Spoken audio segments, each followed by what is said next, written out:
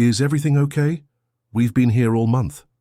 Those were the exact words Linda's mother Sandra said when she called me from Tahiti at 11:23 p.m. on a Tuesday night. My name is Michael Richardson. I'm 47 years old, and I work as a senior forensic accountant for Morrison & Associates in Denver, Colorado. For 2 weeks, my wife Linda had been telling me she was at her mother's bedside in Phoenix, keeping vigil, as Sandra battled what Linda described as stage 4 pancreatic cancer. Except Sandra was calling me from a resort in French Polynesia, asking why Linda hadn't been answering her calls.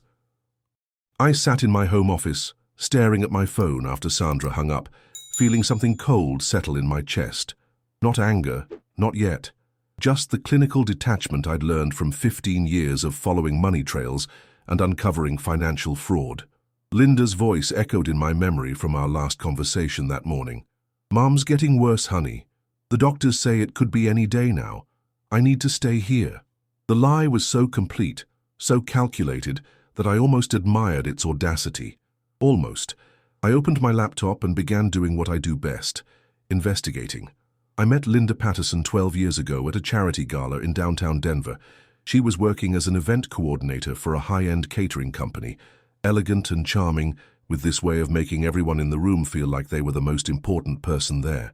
I was recently divorced from my first marriage, focused entirely on building my career as a forensic accountant, specializing in divorce cases and corporate fraud investigations. Linda understood my work schedule, my need for precision, my habit of questioning details that others overlooked.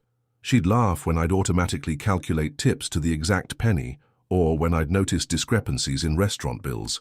"My detail-oriented husband," she'd say with genuine affection. We married within 2 years.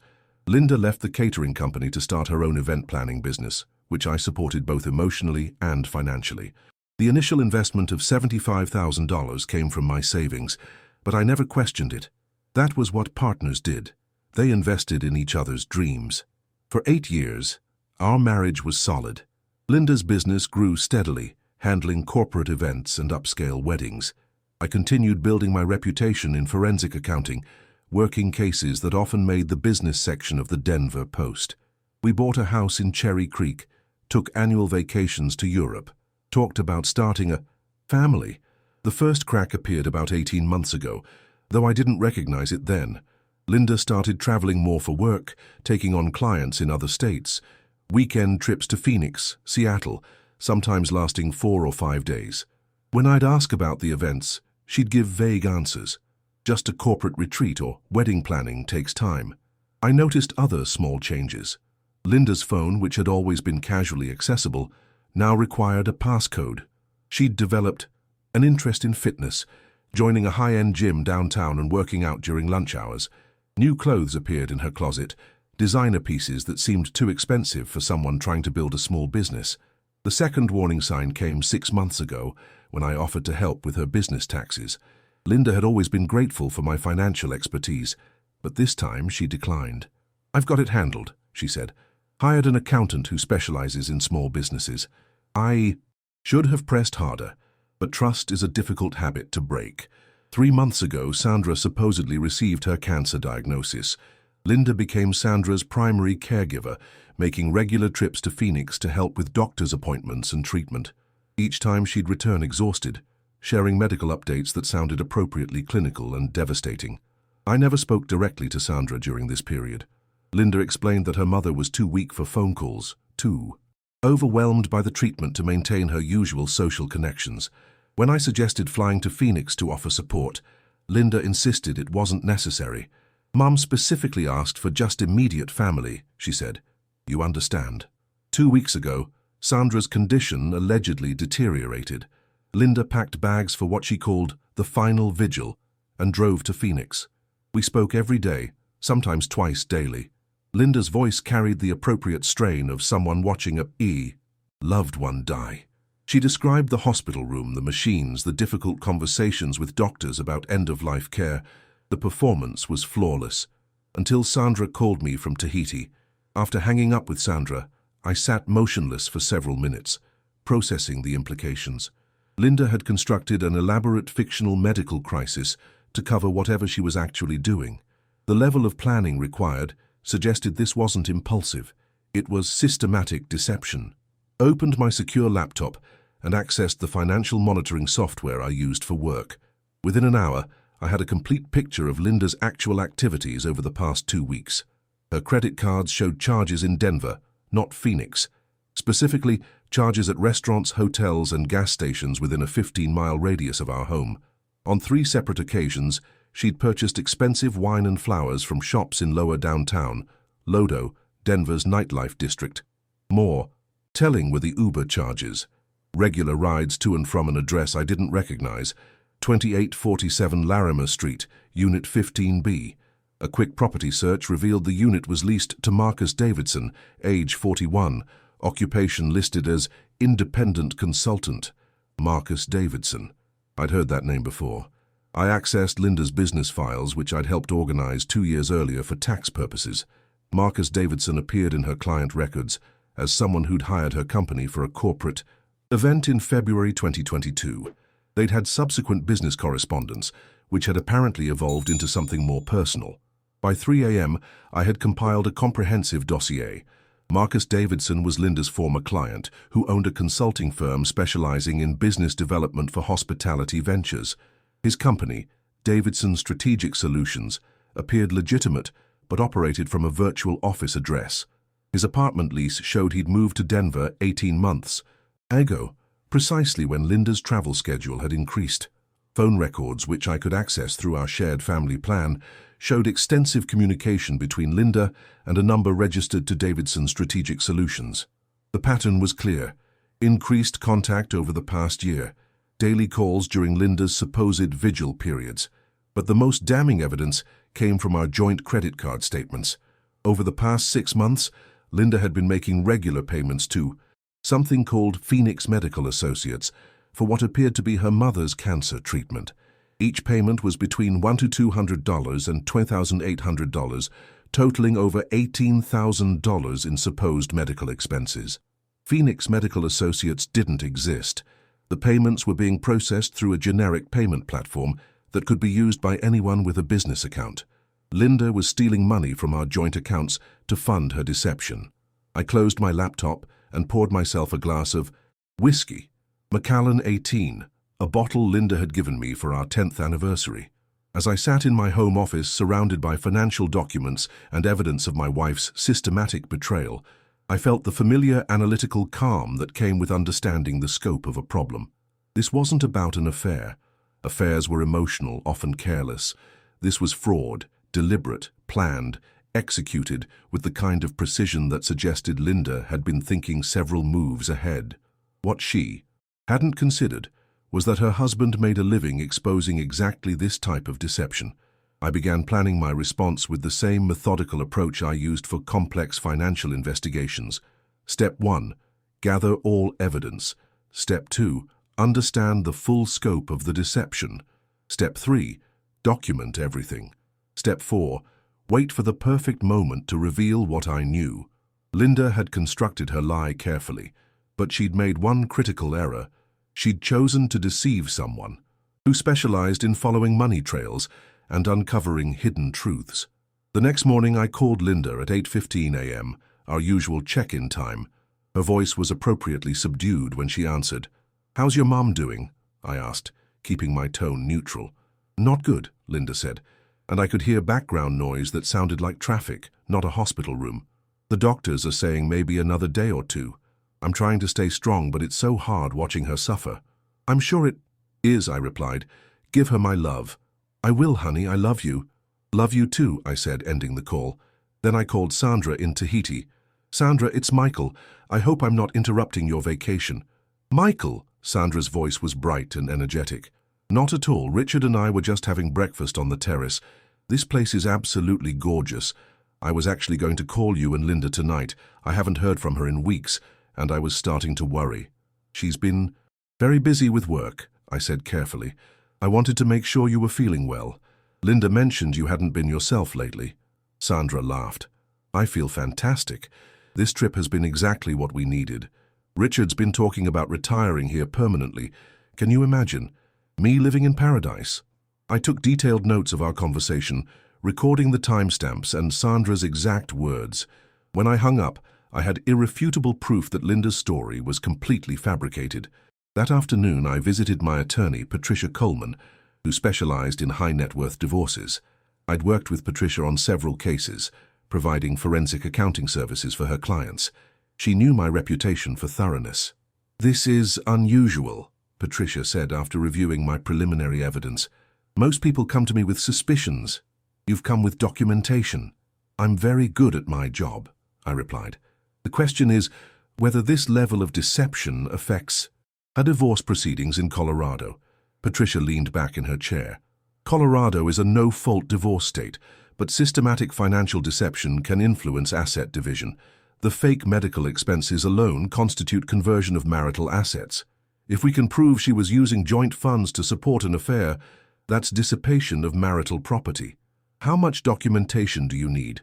"Everything you can get. Phone records, credit card statements, proof of the fake medical expenses, evidence of the actual relationship. The more systematic the deception, the stronger our case for reimbursement and favorable asset division." I spent the next week gathering evidence while maintaining normal communication with Linda. Each call brought new lies about Sandra's condition, increasing medical expenses, and her own emotional exhaustion from the ordeal.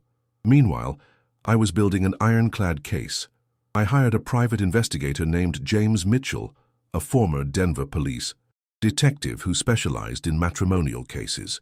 Within 48 hours, James had photographic evidence of Linda and Marcus together at restaurants, entering his apartment building, and engaging in clearly romantic behavior. The most damning photographs were taken at the Oxford Hotel downtown, where Linda had charged a $400 dinner to our joint credit card, while supposedly sitting vigil at her dying mother's bedside. I also discovered that Linda's business had been struggling for months. Client payments were declining, and she'd been using our joint accounts to cover business expenses without telling me. The medical expenses weren't just funding her deception, they were keeping her business afloat. Marcus Davidson's financial situation was equally precarious. His consulting business was essentially a shell company with minimal legitimate revenue. He was behind on rent and had multiple unpaid credit card balances. Linda wasn't just having an affair, she was financially supporting a man who was using her. On Friday afternoon, Linda called with devastating news. Sandra had taken a turn for the worse. "The doctors are saying it could be tonight," she said, her voice breaking convincingly. "I don't think I can handle this alone. Maybe you should come." "I'll catch the next flight," I offered. "No," Linda said quickly. "I mean, yes, but maybe wait until tomorrow. Tonight feels too intimate. Just family, you know?" "Of course," I agreed. "I'll be there. Tomorrow afternoon. Thank you for understanding. I love you so much." After hanging up, I called James Mitchell. "She's escalating the timeline," I told him, "probably planning to stage her mother's death this weekend." "What do you want me to do?" "Document everything. If she's not in Phoenix, I want proof of where she actually is." Saturday morning, Linda called at 6:47 a.m. Her voice was hollow, devastated. "She's gone," Linda whispered. "Mom passed away about an hour ago. It was peaceful, but I'm falling apart here." "Oh, honey, I'm so sorry," I said, and part of me genuinely was sorry for the woman I'd thought I'd married, sorry for the marriage I'd believed we had. "The funeral home wants to meet today about arrangements. I need to stay here through at least Wednesday. Can you handle things at home?" "Of course, whatever you need." "I love you, Michael. Thank you for being so understanding through all of this." 30 minutes after Linda called to report her mother's death, James sent me photographs of Linda and Marcus having brunch at Root Down in Denver's Highland neighborhood.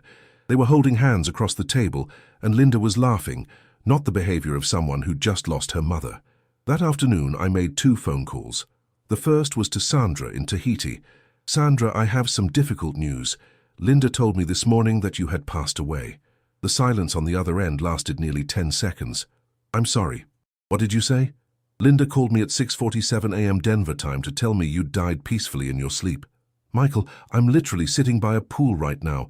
Richard's doing laps. I can see him from here. What in the world is Linda talking about?" "That's what I'm trying to understand," I said. "Could you do me a favor? Could you call Linda right now and tell her you're trying to reach her?" "Of course, but Michael, what's going on?" "I think Linda's in serious trouble, and I'm trying to help her before it gets worse." The second call was to Patricia Coleman. It's time, I said simply. Are you sure? She just staged her mother's death. I have photographic evidence she's in Denver, not Phoenix. This has gone beyond affair territory into criminal fraud. I'll prepare the papers. When do you want to serve her? Wednesday. Let her dig the hole deeper first. Monday morning, Linda called to update me on funeral arrangements. She'd chosen a beautiful service, she said, at a chapel in Scottsdale where Sandra had many friends. The burial would be private, just immediate family. She'd need at least $8,000 for expenses, which I should wire to the funeral home immediately. Of course, I said, whatever Sandra would have wanted. I wired $8,000 to an account Linda provided. Within an hour, James confirmed the money had been transferred to Marcus Davidson's personal checking account. Linda was now stealing money directly from me to support her boyfriend. Tuesday evening, Linda called with emotional exhaustion in her voice. I can't handle another day of this, she said. Everyone wants to share memories of Mom, and I keep breaking down. I think I need to come home tomorrow instead of Thursday. Is that okay? Whatever you need, honey, I'll pick you up at the airport. Actually, I think I need some alone time to process everything. I'll just take an Uber home. Are you sure? Yeah. I love you, Michael. I can't wait to be home. Wednesday morning, I was sitting in Patricia Coleman's office when Linda called to say her flight had been delayed. She wouldn't be home until around 6 p.m. Perfect, Patricia said after I hung up. We'll serve her at home. More private, less dramatic. At 3:47 p.m., James sent me a text. She's at his apartment. Been there since noon. Want me to wait? Wait, I replied. At 5:23 p.m., Linda texted me. Just landed. Home in about 45 minutes. Can't wait to see you. At 5:41 p.m., James sent a photograph of Linda leaving Marcus Davidson's apartment building. At 6:15 p.m., Linda walked through our front door carrying luggage and wearing the black dress she'd supposedly worn to her mother's funeral. Her eyes were red, her makeup carefully smudged to suggest recent crying. Oh, honey, she said, dropping her bags and running to embrace me. It was so much harder than I expected. I'm so glad to be home. I held her for a moment, smelling the cologne that wasn't mine on her clothes. I'm sorry for your loss, I said gently. How are you holding up? I'm trying to be strong. Mom would want me to be strong. I'm sure she would, I agreed. Linda, there's someone here who wants to see you. Linda's face brightened slightly. Oh? Who? Patricia Coleman stepped out from the kitchen, holding a manila folder. Linda Richardson, you're being served with divorce papers. Please consider yourself officially notified of proceedings against you for dissolution of marriage. Linda's face went through a series of expressions: confusion, shock, fear, and finally calculation. She looked at me, at Patricia, then back at me. Michael, what is this? I just buried my mother. No, I interrupted quietly. You didn't. Your mother is alive and well in Tahiti. She called me Tuesday night asking why you hadn't returned her calls. The silence in our living room was complete. I don't understand, Linda said, but her voice lacked conviction. Patricia opened her folder. Mrs. Richardson, these papers detail extensive documentation of financial fraud, adultery, and systematic deception over a period of 18 months. Your husband has provided photographic evidence, financial records, phone logs, and witness testimony proving you've been conducting an affair while stealing marital assets to support both your deception and your boyfriend's expenses. Linda's face had gone pale. She looked at me with something approaching desperation. Michael, there's been some misunderstanding. No misunderstanding, I said calmly. I know about Marcus Davidson. I know about the fake medical expenses. I know about the $18,000 you've stolen from our joint accounts. I know about the $8,000 you took yesterday that went directly to his personal account. I know everything, Linda. She sat down heavily on our couch, the same couch where she'd tearfully described her mother's suffering just days earlier. I can explain. I don't need explanations, I replied. I need you to understand the situation you're in. You've committed fraud, theft, and possibly tax evasion, depending on how you've been reporting your business income. The district attorney could file criminal charges. Linda looked up sharply. Criminal charges? Patricia nodded. Systematic theft from marital assets exceeding $25,000 is a felony in Colorado. The fake medical expenses alone constitute wire fraud if any electronic transfers were involved. However, I continued, I'm not interested in seeing you go to prison. I'm interested in ending our marriage cleanly and recovering what you've stolen, Linda's expression shifted to something I'd never seen before, cold calculation. What do you want? She asked. Full restitution of stolen funds, no claim to marital assets, no alimony, clean break. And if I don't agree? Patricia answered. Then we proceed with criminal referrals and pursue full asset forfeiture under Colorado's financial fraud statutes. Given the evidence your husband has compiled, you'd likely lose everything and face 2 to 4 years in prison. Linda was quiet for several minutes, processing her options. Finally, she looked at me with something that might have been respect. How long have you known? I suspected for months. I knew for certain when your supposedly dead mother called me from French Polynesia. You had me investigated. I had your story investigated. It fell apart immediately. Another long silence. Will you give me a day to think about this? No, I said simply. You've had 18 months to think about your choices. This ends tonight. Linda stood up and walked to the window overlooking our backyard. When she turned around, the performance was over. The grieving daughter, the devoted wife, all of it was gone. Fine, she said. I'll sign your papers, but I want something too. You're not in a position to negotiate, Patricia pointed out. I'm in a position to make this messy or clean, Linda replied. I want a confidentiality agreement. I don't want this story getting out in your professional circles. I considered this. My reputation was important, and a messy public divorce would generate unwanted attention. Mutual confidentiality, I agreed. You don't discuss our marriage or divorce, and I don't discuss the circumstances leading to it. Deal. Patricia produced a settlement agreement she'd prepared that afternoon. Linda, read it carefully, asked a few clarifying questions and signed every page without further argument. As she was packing her belongings, Linda paused at the doorway to our bedroom. Michael? Yes. Were you ever actually going to fly to Phoenix when I said Mom was dying? I was already packed. My flight was booked for Thursday morning. She nodded slowly. You were always thorough. Yes, I agreed. I was. Linda moved out that night, taking only her personal belongings and her car. Within a week, she'd transferred $26,400 back to our joint account, full restitution for the fake medical expenses and the fraudulent funeral costs. The divorce was finalized 38 days later, exactly as specified in our settlement agreement. I learned later that Linda's relationship with Marcus Davidson ended within 2 months. Apparently, he'd been pressuring her to leave me for over a year, promising they'd start a business together once she was free. When she actually filed for divorce and needed his support, he suddenly became unavailable. Linda's event planning business collapsed shortly after our divorce. Without access to my financial backing and with her reputation damaged among mutual professional contacts who'd figured out what happened, she struggled to maintain clients. She moved to Portland 6 months later to start over. Marcus Davidson's consulting business folded around the same time. I heard through mutual acquaintances that he'd moved to Austin, still selling business development services to hospitality ventures. A year after the divorce, I received a brief email from Linda. She was working for a small event planning company in Portland, had moved into a modest apartment, and was learning to live within her means.